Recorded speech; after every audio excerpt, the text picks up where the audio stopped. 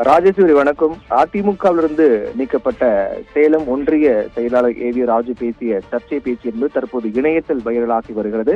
அதில் அவர் பல்வேறு குற்றச்சாட்டுகளை எடப்பாடி பழனிசாமி மற்றும் அதிமுக சட்டமன்ற உறுப்பினர்களிடம் முன்வைத்திருக்கிறார்.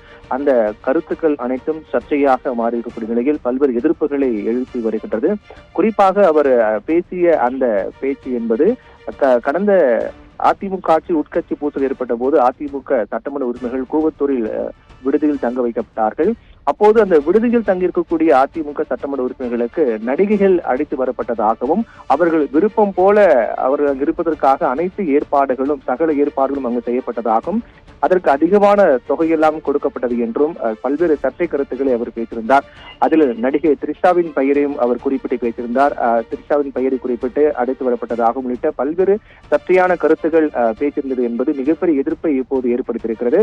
குறிப்பாக இதுபோன்ற நடிகைகள் அந்த கூவத்தூர் விடுதிக்கு அழைத்து வரப்படுவதற்கு நடிகர் கருணாஸ் உதவியதாகவும் அதற்கு எடப்பாடி பழனிசாமி பணம் கொடுத்ததாகவும் உள்ளிட்ட பல்வேறு கருத்துக்களையும் அவர்கள் பல்வேறு தகவலை அவர் பேசியிருக்கின்றார்.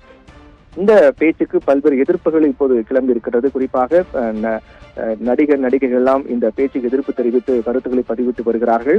அதிலும் குறிப்பாக நடிகை த்ரிஷா பொறுத்தவரையில் அவருடைய பெயரும் குறிப்பிட்டு அந்த அதிமுக முன்னாள் நிர்வாகி பேசிய பேச்சு என்பது மிகப்பெரிய பிரச்சனையாக மிகப்பெரிய ஒரு பேச்சு பொருளாக மாறியிருக்கிறது. அதை கண்டித்து நடிகை த்ரிஷா தன்னுடைய எக்ஸல பக்கத்தில் ஒரு கருத்தை பதிவிட்டிருக்கிறார். அந்த பதிவில் இது போன்று கீழ்த்தரமாக பேசக்கூடியவர்கள் மீது சட்ட ரீதியாக நடவடிக்கை எடுக்கப்படும் என்றும் அதே போன்று கவனத்தை ஈர்க்க இது போன்று கீழ்த்தரமாக பேசுகிறார்கள் என்றும் இது போன்ற அவதூறான பேச்சுக்கள் மீண்டும் மீண்டும் கேட்கப்படும் போது அருவருப்பாக இருக்கிறதாகவும் இது குறித்து சட்ட ரீதியாக நடவடிக்கை எடுக்கப்படும் என்று நடிகை த்ரிஷா தன்னுடைய எக்ஸல பதிவில் இந்த பதிவை வெளியிட்டிருக்கிறார்.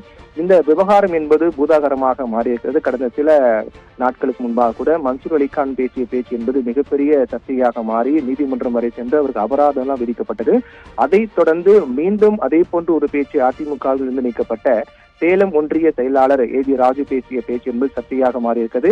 இதில் த்ரிஷா பெயரை மட்டுமல்லாமல் பல்வேறு நடிகைகள் அங்கு வந்தார்கள், விடுதிக்கு அழைத்து வரப்பட்டார்கள். அதற்கு நடிகர் கருணாசன் உதவியை செய்தார், அவருக்கு பணம் கொடுக்கப்பட்டது. அதே போன்று அழைத்து வரப்பட்ட நடிகைகளுக்கு பணம் கொடுக்கப்பட்டது. இதை பற்றி அங்கு இருக்கக்கூடிய சட்டமன்ற உறுப்பினர்கள் பேசும்போது சொகுசு வாழ்க்கைக்கு ஆசைப்பட்டு இது போன்றெல்லாம் செய்தார்கள் என்றெல்லாம் பல்வேறு சர்ச்சையான பேச்சுகள்லாம் அந்த வீடியோவில் அவர் பேசியிருந்தார்.